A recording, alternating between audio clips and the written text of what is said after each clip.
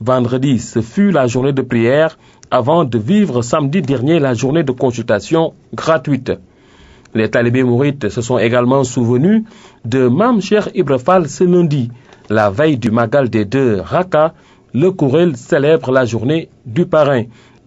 En direction de la grande journée du mercredi, tout est fin prêt pour un bon déroulement de l'événement. Aucun problème particulier ne se pose. En tout cas, ce que je peux dire, c'est qu'à la date d'aujourd'hui, en relation avec l'administration, le Kourel des 2 Raka a pris toutes les dispositions pour que le Magal de cette année connaisse un succès éclatant. Avec la période hivernale, le comité d'organisation compte renforcer le dispositif déjà mis en place. De même que les activités d'hygiène, n'est-ce pas, le service d'hygiène va procéder à la désinfection de tous les sites qui devront abriter aussi bien les manifestations que les pèlerins, mais également à la désinfection des flaques d'eau au niveau des zones inondables.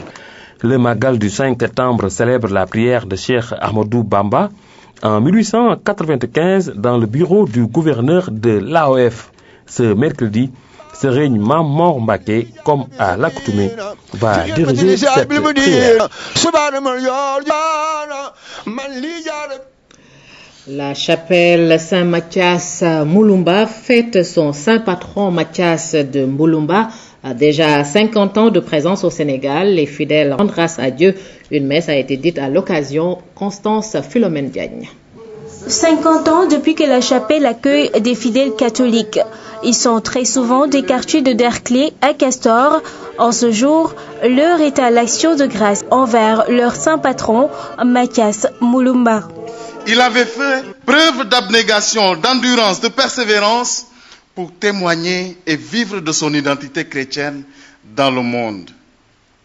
Quiconque lit ou entend l'histoire des martyrs de l'Ouganda admire leur courage extraordinaire. Et on se demande bien où ils peuvent avoir puisé ce courage alors qu'ils étaient encore de nouveau convertis au christianisme, de 5 à 6 ans seulement. Durant cette messe solennelle, l'historique de la chapelle a été retracé. Église mère de la paroisse des martyrs de l'Ouganda, elle a été gérée par la communauté avant d'être prise en main par les pères piaristes. Le religieux israélite offrait à Dieu les fruits de sa récolte en signe d'action de grâce. Nous aussi, nous n'allons pas déroger à la tradition, puisque c'est avec reconnaissance au Dieu de toute miséricorde et de toute providence que nous pensons en ce jour à l'abondante mission de toutes ces générations qui, dès les débuts de cette chapelle, ont vécu dans la ferveur et dans la crainte de Dieu, leur foi en Dieu Père, en Dieu Fils et en Dieu Saint-Esprit. Depuis sa création en 1962, beaucoup de pères curés s'y sont succédés. Parmi eux, le cardinal Théodore Adrien Sarr. D'autres activités ont été organisées pour marquer ce cinquantenaire de la chapelle Saint-Mathias de Moulumba. Dans le cadre de la célébration de son 10e anniversaire, le groupe Futur Média a organisé une table ronde sur le thème Projet Code de la presse, quel financement pour le secteur audiovisuel au Sénégal? Un panel qui a vu la participation de directeurs d'entreprises de presse, acteurs du secteur et partenaires des médias. René Léon Fonseca. Un plateau et de grands noms de la presse sénégalaise, tous réunis autour d'un seul et unique thème, le financement de l'audiovisuel. La problématique mérite d'être posée et pour le conférencier du jour, notre pays à la traîne en termes de financement du secteur et pourtant, les solutions ne manquent pas. Il faut régler la question de comment déterminer l'assiette pour financer le service public. Donc, je dis pour le cas du Sénégal, consolidons ce qui se fait déjà avec la Sénélec. Mais il y a d'autres pistes avec les télécommunications. Dans chaque recharge, vous chargez 5 000 francs, il y a 250 qui vont dans un fonds qui va aller au financement de l'audiovisuel et de la publicité. Cela peut être également une piste de financement. Il faudra donc mener la réflexion selon les intervenants, envisager de nouvelles pistes et pourquoi pas aller au-delà.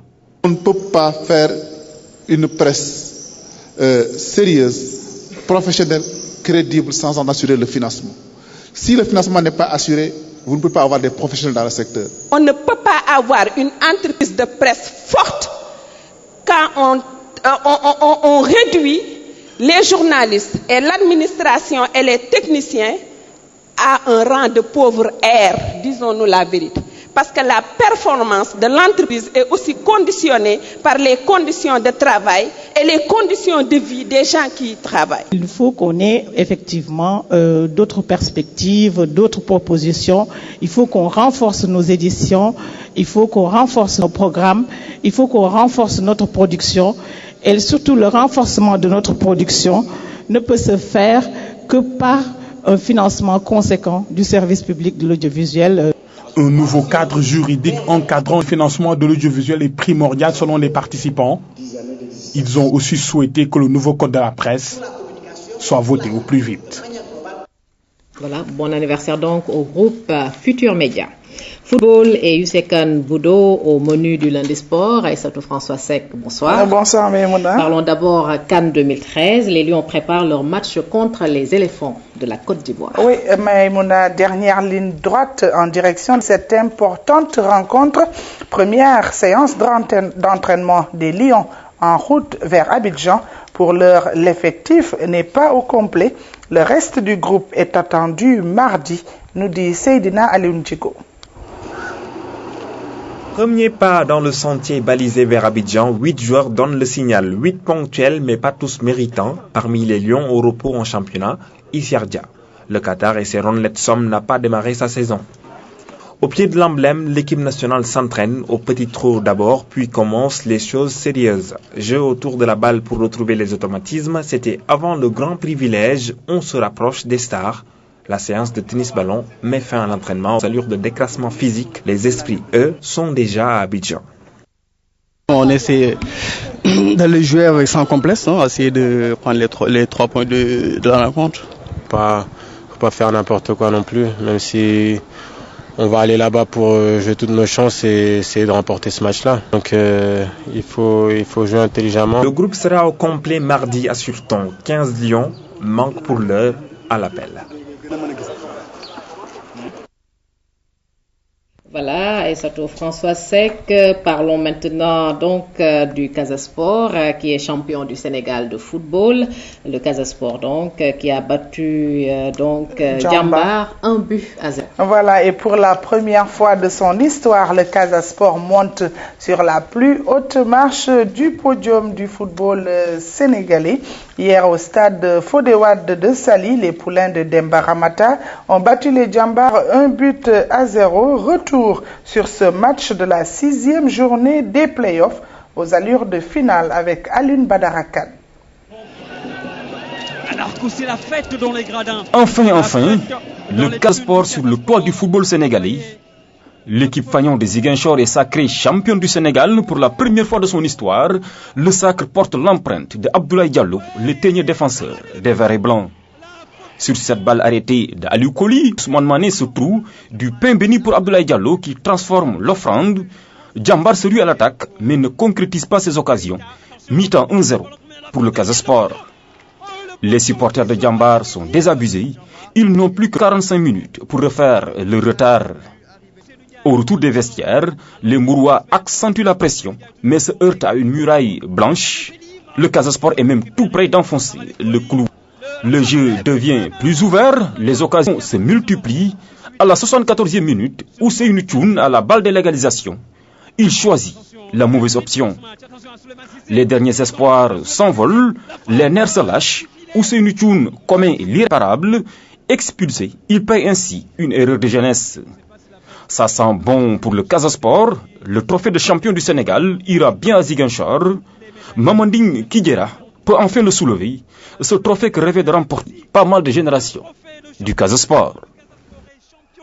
Voilà, Françoise, à la fin de ce match aux allures de finale, vous avez recueilli quelques réactions. Oui, il s'agit du président du Casa Sport, Noah Sissé, qui a parlé du travail accompli par son équipe depuis des années. Et le coach de Djambar a lui félicité ses joueurs qui ont quand même réalisé une belle saison. Nous les écoutons au micro de Tcherno Dramé. Oui, je pense que Casa a fait un bon début de match, plus agressif, bien organisé, qui a sauté le milieu de terrain, qui nous a fait un peu mal.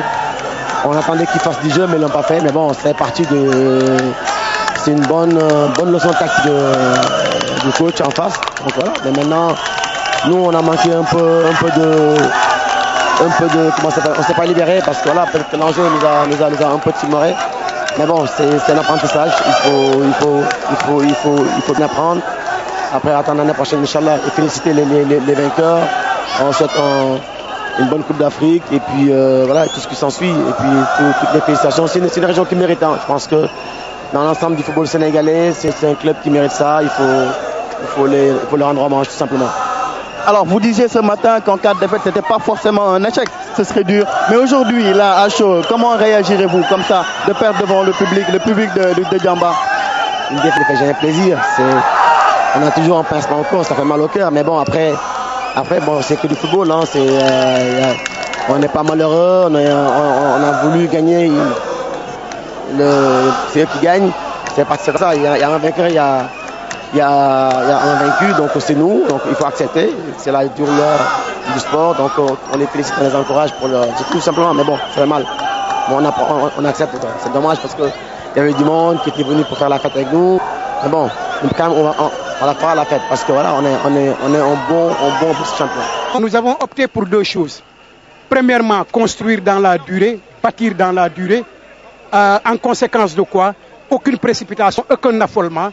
Malgré quelques périodes assez difficiles, nous avons retenu l'essentiel non seulement du groupe de performance, mais nous avons continué à travailler également avec l'encadrement technique auquel nous avons fait entière confiance. Ce qui, à mon avis, donne ces résultats-là. Je crois qu'en matière de sport, il n'y a rien qui puisse être improvisé.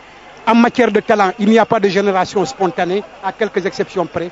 Le tout doit reposer sur le travail. Nous avons travaillé, un travail que nous avons hérité de nos prédécesseurs. Il faut dire, Françoise, que cette victoire du Casa Sport vient à son heure. C'est le seul titre donc qui manquait à son palmarès. Voilà, une victoire qui a libéré toute une région. Au coup de sifflet final, supporters, joueurs et dirigeants ont laissé exploser leur joie. La victoire est belle. Hommage au vainqueur, c'est le titre du billet signé Omar Diaw. Disputer le match décisif de la saison sur les terres de son unique rival dans la course au titre de champion, Dieu que c'était difficile. Espérer triompher des Djambars dans leur antre, on y pensait secrètement, sans trop oser y croire et l'afficher. Mais tout le charme du sport réside dans l'incertitude des confrontations. Un match n'étant ni jamais gagné ni jamais perdu d'avance, il faut le jouer de bout en bout en se disant que c'est possible.